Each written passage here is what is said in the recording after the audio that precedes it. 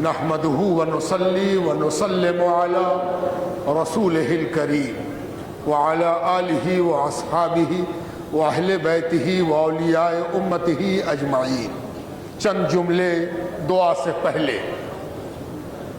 हम सब जानते हैं कि हमारे आका व मौला सैयदना मुहम्मदुर रसूलुल्लाह सल्लल्लाहु अलैहि व आलिहि वसल्लम ने इरशाद फरमाया, अद्दुआ मुख्खुल इबादह, दुआ इबादत का मग़ज़ है।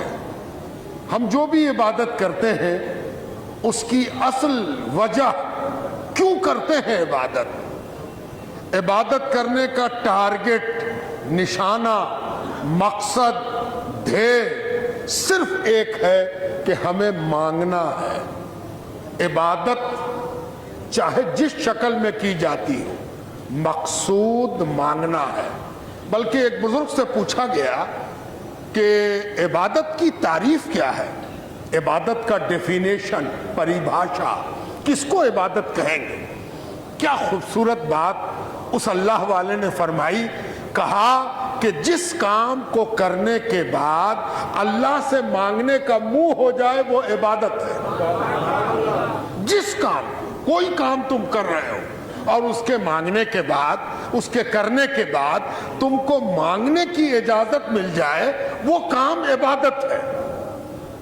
और जब इस नजर से आप देखेंगे, खाना खाया आपने, हाथ उठा दिया, इसके मतलब अल्लाह का रिज़्क़ खाया है और जिसने खिलाया है वो तैयार है कि अगर खिलाने वाले को तुम पहचान रहे हो तो जो मांगोगे वो खिलाने वाला वो भी देगा, है ना। निकाह के बाद दुआ, निकाह इबादत है, तब दुआ कर रहे हैं आप। इसी कबील से आप नजर दौड़ाते जाइए और आप महसूस कीजिएगा कि मांगना इबादत का असल मकसद है। और एक चीज और समझ में आई कि इबादत समझ में आती है मांगने से। कैसे मांगता है ये, मांगने का अंदाज क्या है। अगर कोई इबादत करे और मांगने को हाथ न उठाए, हाथ न बढ़ाए, कशकोले गदाई न बढ़ाए, मांगता न बने, फकीर न बने, सवाली न बने, तो इसके मतलब यह है कि वो तकब्बुर में मुब्तला है। और जिसने अपना हाथ फैला दिया, दामन फैला दिया, कटोरा फैला दिया, फकीरी और गदाई के लिए तैयार हो गया, इसके मतलब कि इबादत का फायदा उसकी जिंदगी में मुरत्तब हो रहा है। तो ये जो हम लोग मांगने को बैठे हैं, और हम तो आपके साथ आ गए, हमने तो तरावी कहीं और पढ़ी है, वहां से चल के आए हैं। जानते हैं किस लिए?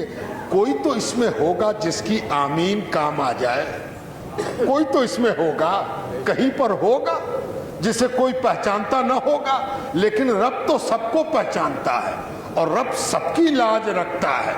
आज इनकी लाज, कल उनकी लाज, परसों उनकी लाज, परसों उनकी साख, सबकी साख और लाज रखने वाला तो अल्लाह रब्बुल इज्जत है। तो उम्मीद है कि कोई तो भीड़ में होगा जिसकी आमीन सबके काम आ जाए, इसलिए भी हाजिर आया। अब एक आखिरी बात देखिए, आपने जो इबादत की है, ये इबादत आपकी पर्सनल इबादत नहीं है। दुनिया आपकी तरफ देख रही है।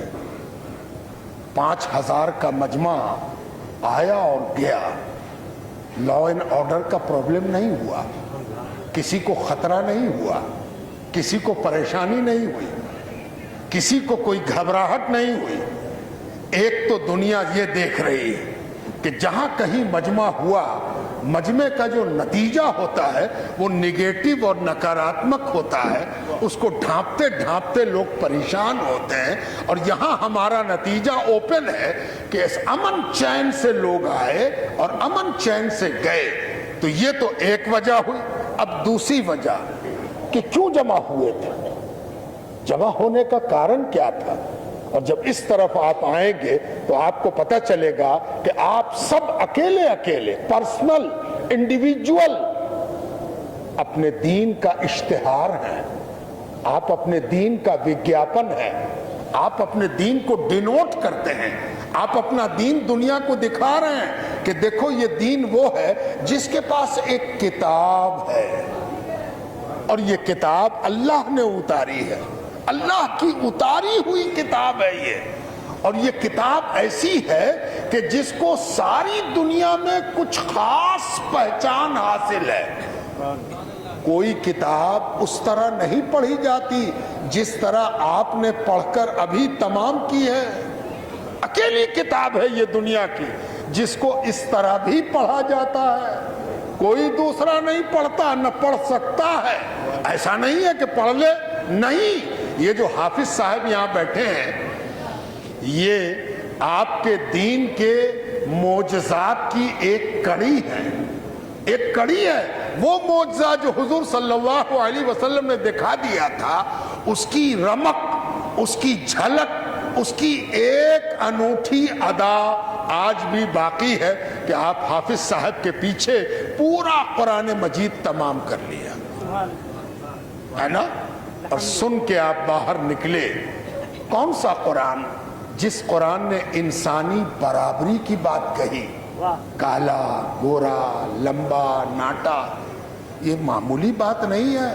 آپ کے پیچھے جو دنیا پڑی ہے، آپ پیچھے پڑھنے والوں کو غور سے دیکھیے گا تو پتہ چل جائے گا کہ یہ دراصل آپ کے پیچھے نہیں پڑے ہیں، یہ پڑے ہیں آپ کے پیچھے اس لیے کہ انسان کو برابر جاننا ان کے لیے بہت مہاکال ہے۔ وہ انسان کو بانٹنا چاہتے ہیں، چھوٹا، بڑا، اونچا، نیچا۔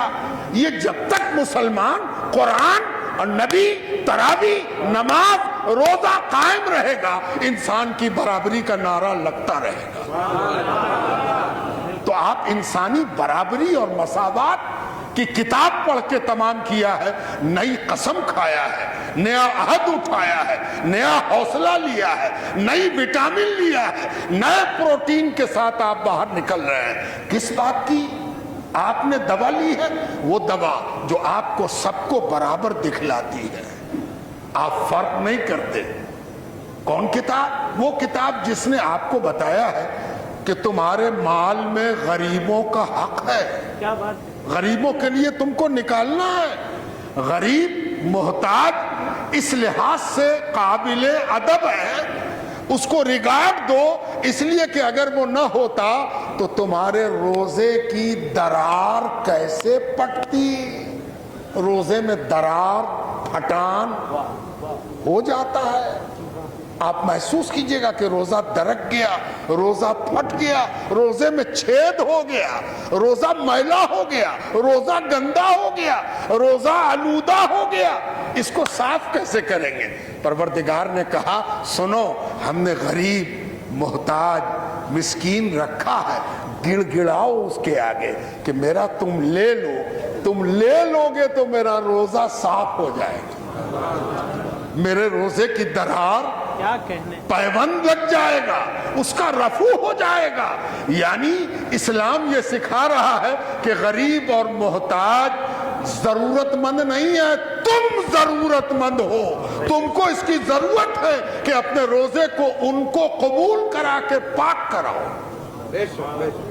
آج اس کتاب کو پڑھ کے ہم نے تمام کیا ہے، وہ کتاب ہے۔ اب آخری جملے کی آخری کڑی بھی سن لیجیے، غور کیجئے گا تو میری بات سے آپ اتفاق کیجئے گا۔